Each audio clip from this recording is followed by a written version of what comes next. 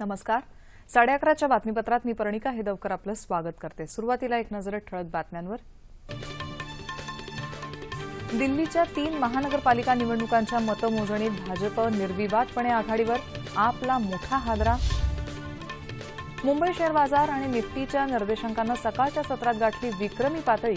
निर्देशांकात लक्षणीय वाढ, रुपयाही 21 पैशांनी मजबूत. श्रीलंकेचे पंतप्रधान रानिल विक्रमसिंघे 5 दिवसांच्या भारत दौऱ्यावर, भारतासोबत आर्थिक सहकार्य बळकट करण्यावर भर. भारत अर्मेनिया दरम्यान सांस्कृतिक, युवा आणि अवकाश विषयक 3 महत्त्वपूर्ण करार. भारतीय चित्रपटसृष्टीला चित्रीकरणासाठी अर्मेनियाचं निमंत्रण. खरेदी केंद्रांवर 22 एप्रिलपर्यंत नोंदणी झालेल्या डाळीची राज्य सरकार करणार खरेदी. आणि शेतकऱ्यांचं कर्ज माफ केलं नाही तर संघर्ष यात्रेनंतर मंत्रालयाला घेराव घालू, विरोधी पक्षांचा सरकारला इशारा.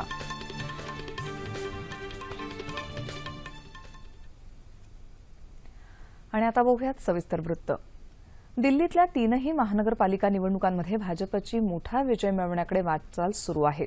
पूर्व दिल्ली महानगरपालिकेत भाजप 37 जागांवर आघाडीवर आहे. काँग्रेस 5 जागांवर तर आम आदमी पक्ष 5 जागांवर आघाडीवर आहे. उत्तर दिल्ली महानगरपालिकेत भाजपनं 59 जागांवर आघाडी मिळवली आहे.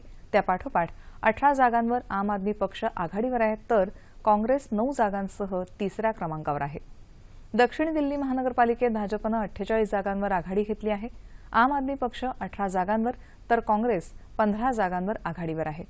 दिल्लीतल्या 3 महानगरपालिकांच्या 270 जागांसाठी रविवारी 54% मतदान झालं होतं. दिल्ली महानगरपालिकेच्या निकालांचा हा कल पाहिला तर भाजपवर जनतेचा विश्वास वाढत असल्याचं दिसत आहे, अशी प्रतिक्रिया भाजप नेते आणि केंद्रीय मंत्री हर्षवर्धन यांनी व्यक्त केली आहे.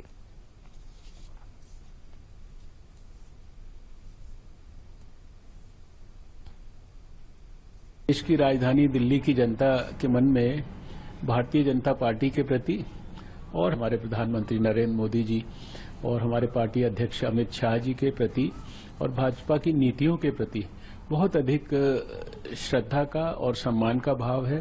बहुत ज्यादा विश्वास है भाजपा की नीतियों में और प्रधानमंत्री जी के नेतृत्व में। ऐसा लगता है कि दिल्ली के लोग भारत की राजधानी को भी उसी दिशा में तेजी से आगे ले जाना चाहते हैं जिस दिशा में नरेंद्र मोदी जी भारत को बहुत तेजी से ऊंचाइयों की ओर ले जा रहे हैं।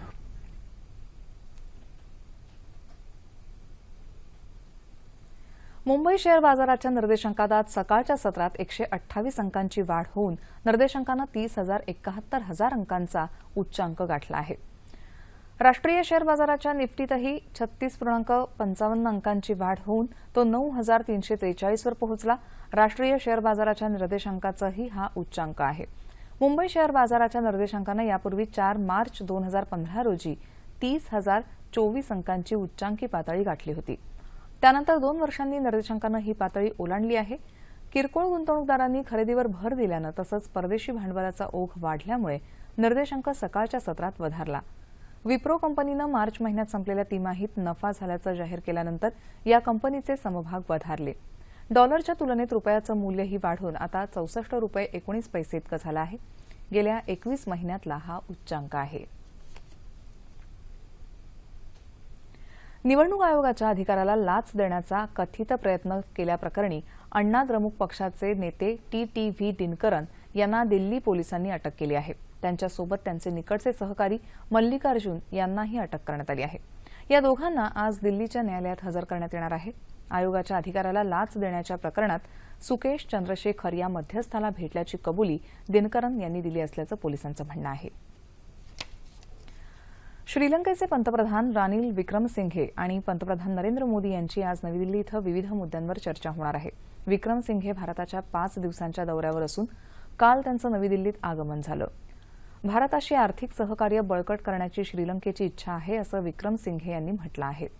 श्रीलंकेतल्या त्रिंकोमाली बंदराच्या विकासासंदर्भात या दौऱ्यात चर्चा होण्याची शक्यता आहे. या बंदरातल्या विकासामध्ये भारतीय कंपन्यांची गुंतवणूक, एलएनजी ऊर्जा प्रकल्प आणि टर्मिनलची उभारणी, कोलंबो बंदराला पाईप गॅसचा पुरवठा आणि श्रीलंकेच्या उत्तर आणि पूर्व भागात महामार्ग तसंच रेल्वे प्रकल्प आदी मुद्द्यांचा समावेश असलेला एक सामंजस्य करार करण्याचं श्रीलंकेनं प्रस्तावित केलं आहे. तसंच आर्थिक आणि तांत्रिक सहकार्य करार आणि दोन्ही देशांच्या मच्छीमारांचा मुद्दा या विषयांवरही चर्चा अपेक्षित आहे.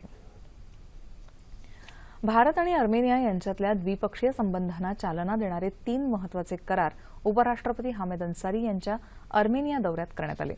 सांस्कृतिक सहकार्य, युवक व्यवहार आणि अंतराळाचा शांततापूर्ण उद्देशानं वापर या क्षेत्रातले हे करार आहेत. हामिद अन्सारी यांनी काल अर्मेनियाच्या वरिष्ठ नेत्यांशी विविध मुद्द्यांवर चर्चा केली. या 2 देशांमधल्या संबंधांच्या रौप्य महोत्सवी वर्षात हे संबंध अधिक बळकट करण्याचा भारताचा उद्देश असल्याचं परराष्ट्र व्यवहार मंत्रालयाच्या सूत्रांनी सांगितलं. अन्सारी यांनी अर्मेनियाचे राष्ट्राध्यक्ष सर्ज सर्गस्यान यांना राष्ट्रपती प्रणव मुखर्जी यांच्या वतीनं भारत भेटीचं आमंत्रण दिलं आहे, तर अर्मेनियाचे परराष्ट्र मंत्री एडवर्ड नेल्बांदियन यांनी भारताच्या परराष्ट्र मंत्र्यांना अर्मेनिया भेटीचं निमंत्रण दिलं आहे.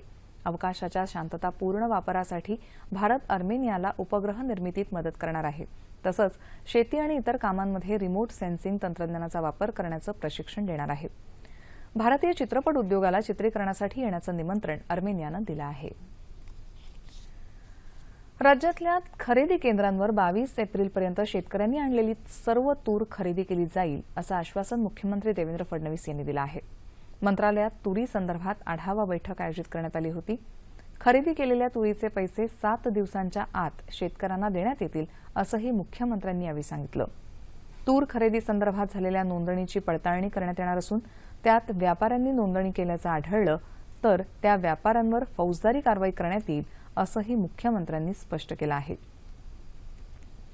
शेतकरी साधारणपणे मार्च महिन्यात माल केंद्रावर आणतात, त्यामुळे सध्या व्यापारीच शेतकऱ्यांच्या नावावर नाफेडच्या केंद्रावर माल आणत आहेत का अशी शंका व्यक्त होत असल्याचं मुख्यमंत्री म्हणाले.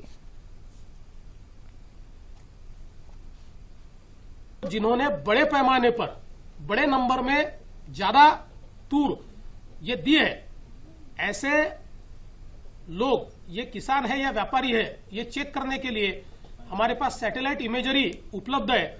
उस सैटेलाइट इमेजरी का वेरिफिकेशन करके जिन्होंने बड़े पैमाने पर तूर दी होंगी उनके खेती में सच में उतनी फसल थी कि नहीं, इसको भी वेरीफाई किया जाएगा. राज्य की सरकार पूरे तरीके से किसानों के पीछे खड़ी है. उर्वरित तूर खरेदीसाठी राज्य सरकार तब्बल 1000 कोटी रुपयांची व्यवस्था करत आहे असंही त्यांनी सांगितलं. देशात एकूण 11 लाख टन तूर खरेदी नाफेड केंद्राकडून झाली असून एकट्या महाराष्ट्रात 4 लाख टन तूर खरेदी करण्यात आली आहे.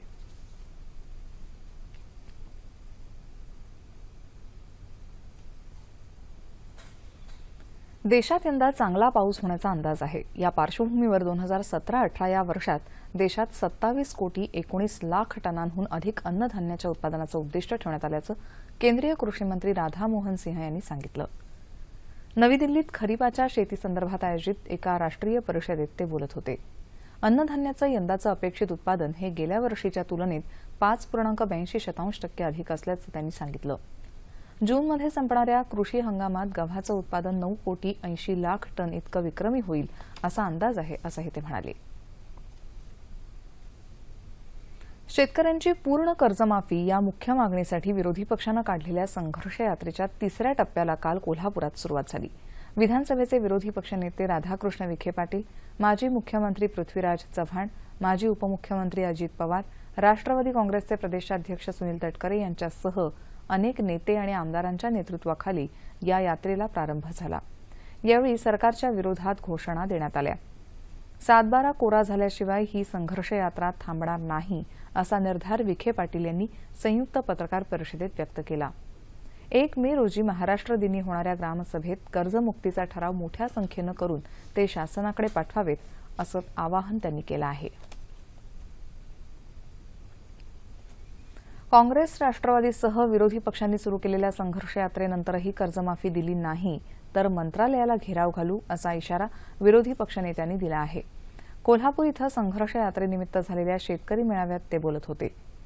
यावेळी काँग्रेसचे ज्येष्ठ नेते पृथ्वीराज चव्हाण उपस्थित होते. या संघर्ष यात्रेचा 3रा टप्पा कालपासून कोल्हापुरात सुरू झाला. युपीएचं सरकार असताना 72,000 कोटी रुपयांची कर्जमाफी दिली होती. सध्याचं भाजपचं सरकार उद्योजकांचं कर्ज माफ करतं, मात्र शेतकऱ्यांना कर्जमाफी देत नाही, असा आरोप तटकरे यांनी केला. ही संघर्ष यात्रा कोणत्याही राजकीय हेतूनं प्रेरित नाही, तर हा शेतकऱ्यांच्या हक्कांसाठीचा संघर्ष आहे, असं पृथ्वीराज चव्हाण म्हणाले. आगामी अधिवेशनात सरकारला वठणीवर आणू असा इशारा चव्हाण यांनी दिला. यावेळी विविध विरोधी पक्षांचे नेते आणि पदाधिकारी उपस्थित होते. शेतकऱ्यांच्या मालाला बाजारपेठ मिळण्यासाठी मूल्य साखळी विकसित करणं गरजेचं आहे आणि सरकारचं त्याला प्राधान्य आहे, असं प्रतिपादन मुख्यमंत्री देवेंद्र फडणवीस यांनी केलं. मुंबईत आयोजित नाबार्डच्या बैठकीत ते बोलत होते. शेतमाल व्यवस्थापन आणि त्यासाठी तंत्रज्ञान विकसित करणं यासाठी सरकार गेल्या 2 वर्षांपासून काम करत आहे. सध्या तुरीचा प्रश्न निर्माण झालाय. तुरीचा दीर्घकाळ साठा करणं शक्य नाही आणि आपल्याकडे तशी व्यवस्थाही नाही.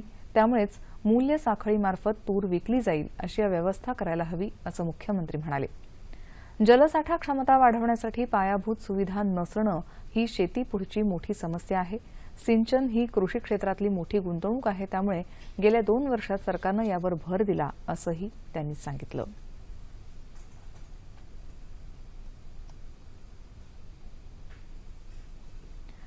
राज्य सरकारनं नंदुरबार जिल्ह्यातल्या दुर्गम आदिवासी भागात येत्या 30 एप्रिलला महाआरोग्य शिबिर आयोजित केलं आहे, अशी माहिती वैद्यकीय शिक्षण मंत्री गिरीश महाजन यांनी दिली.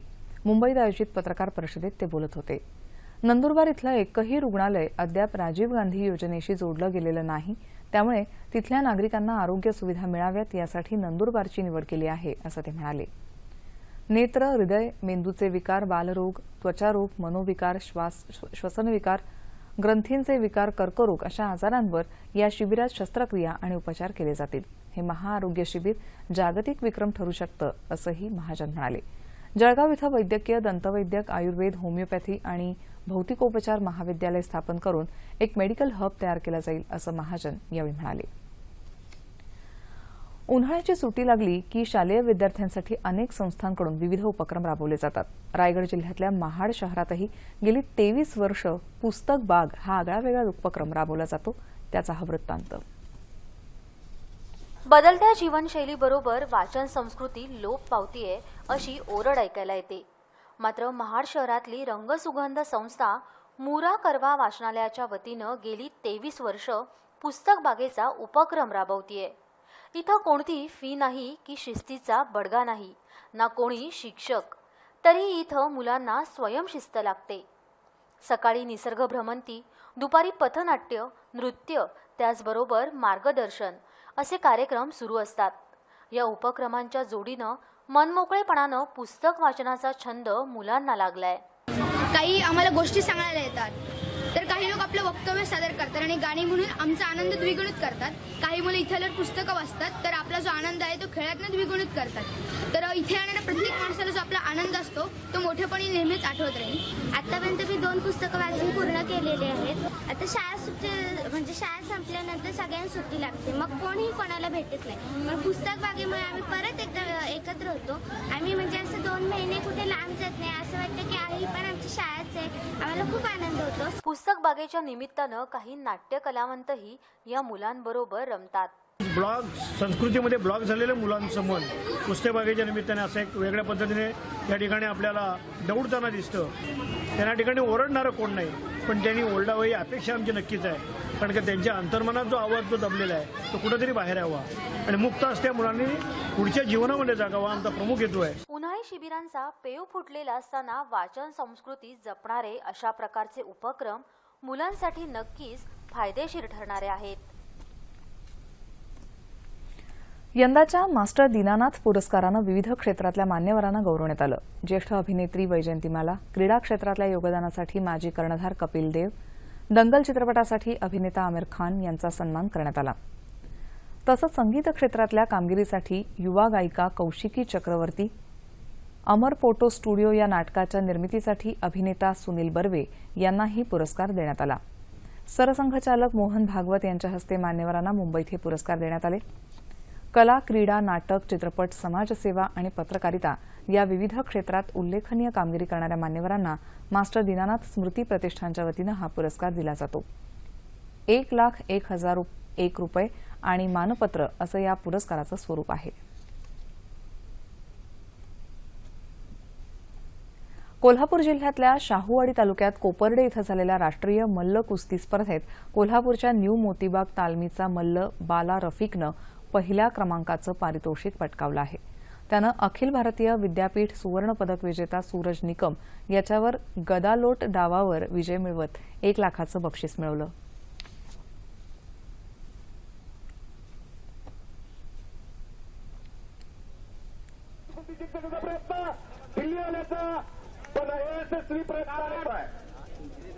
एक हृदय मुक्तारा आहे, भविष्य उज्ज्वल आहे आणि बदल टूप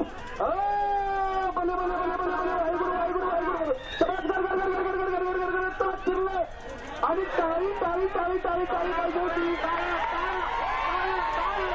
टाळी टाळी टाळी पाहिजे फक्त असा मैदान. हवामान.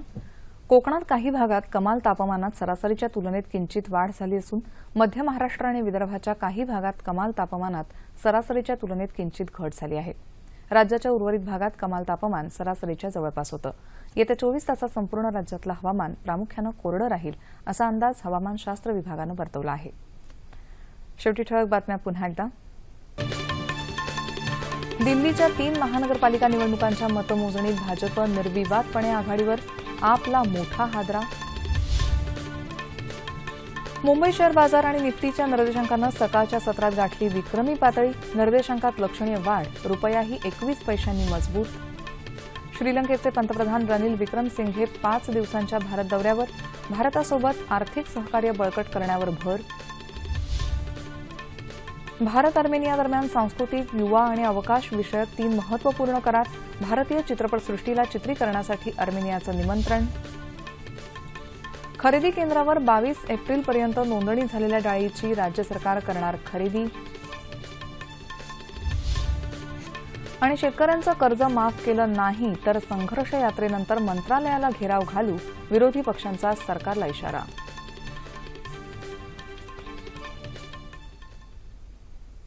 याबरोबरच हे बातमीपत्र संपलं. पुन्हा भेटूया दुपारी 2:30 वाजता आपल्या सह्याद्री वाहिनीवर. नमस्कार.